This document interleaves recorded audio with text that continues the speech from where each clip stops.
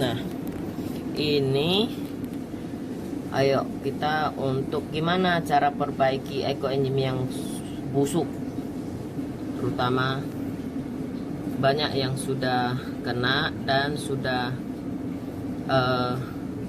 rasa tuh gimana perbandingannya antara kualitas ekoenzim yang bagus dan yang tidak bagus ya. Gimana cara melihatnya?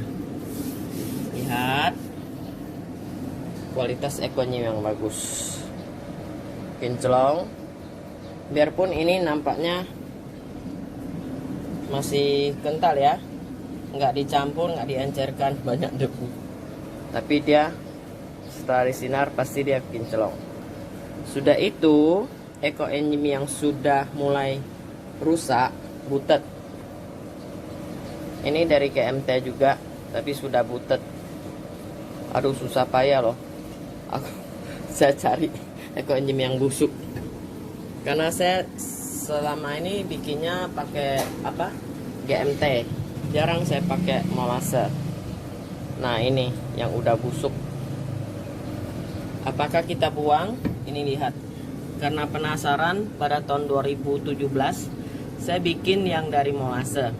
Saya panen, saya encerkan untuk kumur, dan saya siram ke kloset untuk kotoran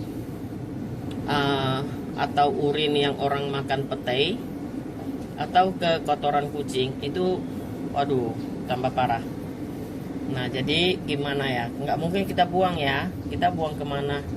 Kita masih tinggal di bumi ini, masih di lingkungan tersebut. Jadi kita perbaiki caranya. Ini yang butet masih bisa dibantu karena nggak parah. Dia cuman kayaknya ada bau amis-amis gitu. Nah, ambil ekoenzim yang bagus 50% dengan yang bagus dengan yang kurang bagus, dicampur aduk. Atau kita ambil ampas ekoenzim yang super wangi, atau yang punya Mama Jali, itu yang kita masukkan ampasnya, kita keluarin, tinggal 70% kita masukkan ampas yang wangi, atau kita masukkan yang wangi untuk bina dia. Jangan lupa tambah air ya, paling tidak airnya 10%. Oke. Nah, itu cara yang paling simpel yang tidak parah. Contohnya dari gula aren atau dari GMT yang rosok. Nah, itu bisa diperbaiki dengan ekoenzim GMT ya. Kalau yang molase sudah 3 ton ke atas, dia mulai busuk karena zat kimianya yang tidak bisa terurai dengan gula dia sendiri itu. Makin lama makin busuk, makin lama makin busuk. Enggak tahu kenapa mau disimpan. Kecuali ini untuk kita khusus acara perbaiki ekoenzim. Jadi untuk perbaiki ekoenzim molase, tetesan tebu yang limbah itu ya, yang limbah ya, bukan molase food grade ya, sering terjadi busuk, makin lama makin busuk.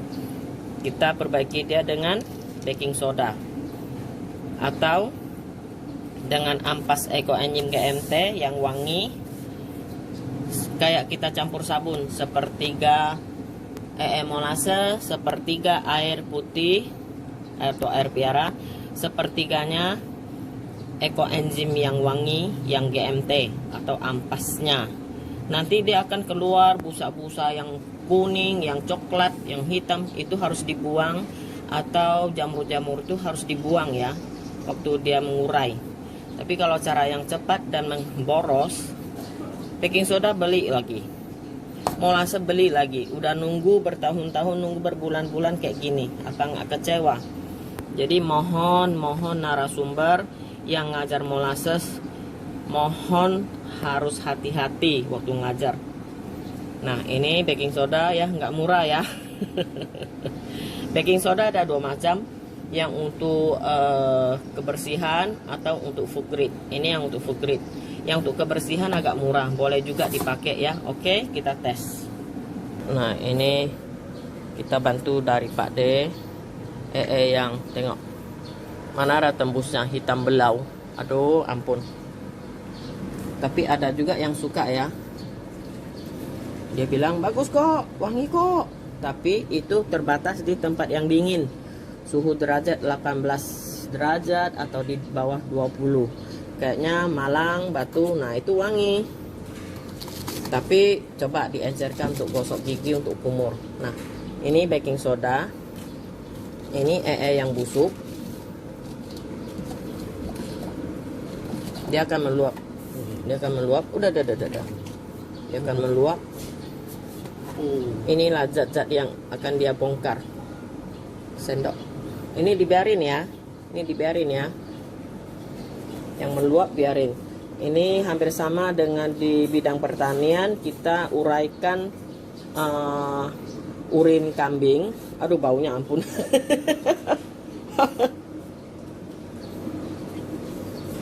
Kita perbaiki ya ekoenzim yang sudah busuk, yang sudah makin lama makin busuk. Kita masukkan setengah ya Pak De.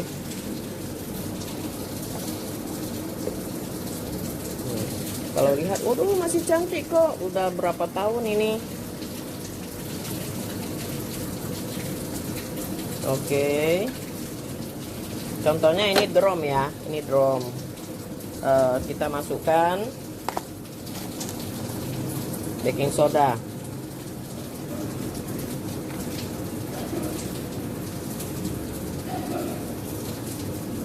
Segenggam aja ya. Waduh, biar aja dia keluar. Nah, ini yang busuk-busuk kita buang. Kita lihat, yang pertama itu kita buang.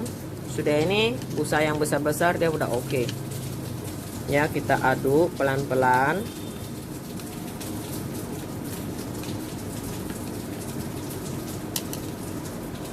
Biar aja dia turun, biar aja dia bekerja.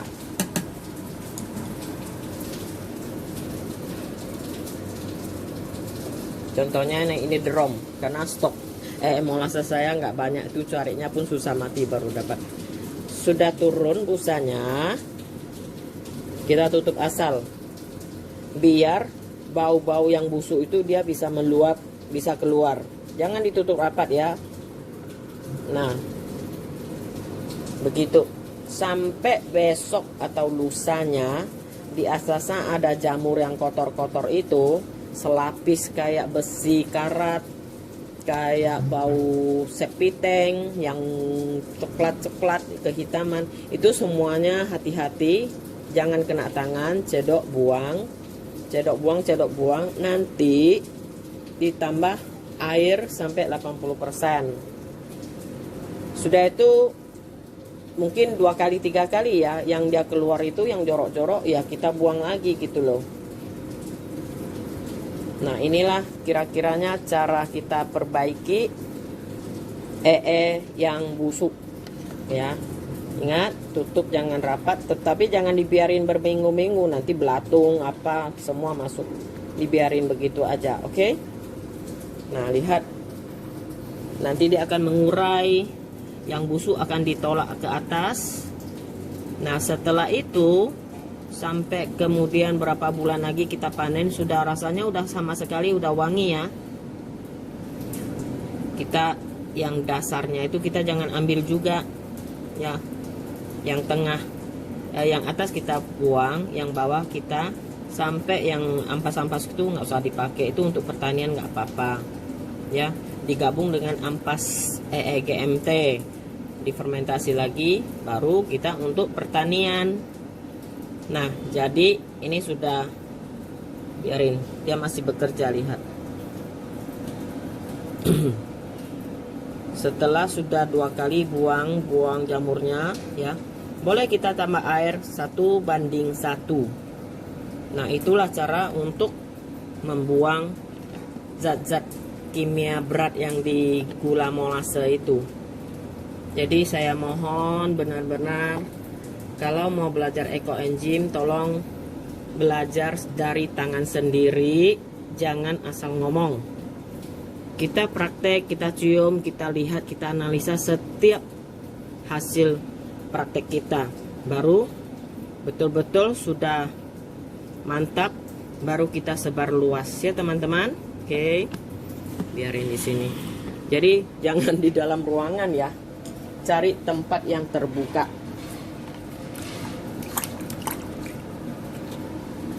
Serbuk putih itu adalah baking soda. Nah, ini kita buang. Pak Deh, tolong Pak Deh. Cara. Nah, ini kan yang yang sudah mulai tidak bagus, nampaknya butet ya. Kita campur dengan yang kinclong. Sepertiga ya Pak Deh. Sepertiga busuk atau yang sakit. Ini dari GMT. Kenapa? Kemungkinan di dekat sini memang ada udara yang sangat tercemar ya, atau ada yang sakit, atau ada gula yang kurang bagus, atau bahan yang memang tidak dicuci bersih. Nah, itu sepertiga ekoenzim yang bagus. Sepertiga lagi air putih. Air apa aja, yang penting jangan air busuk lagi.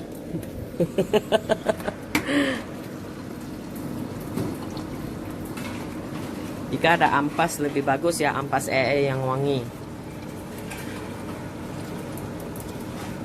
Nah, sampai sini ya. Sisa itu isi air. Oke. Tambah air ya Pak Deh. Ini tutup rapat. Yang bagus.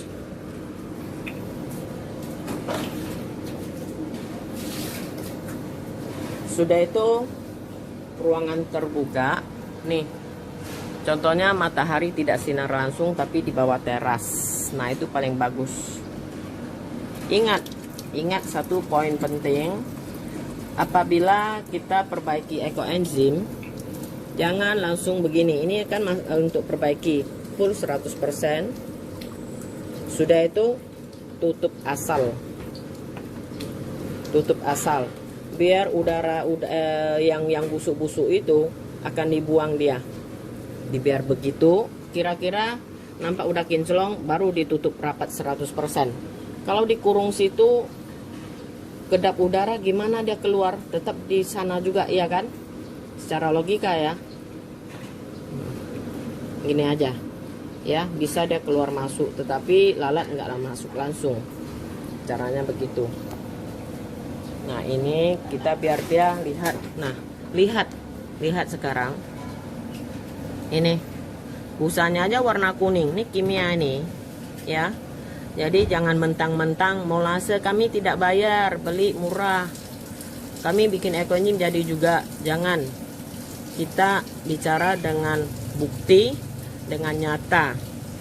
Lalu biar produk kita yang pintar ngomong, kita nggak usah pintar ngomong.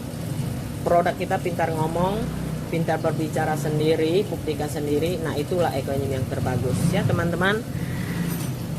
Semoga semua yang bikin ekoenzim akan berhasil. Nih, saya tutup asal aja ya.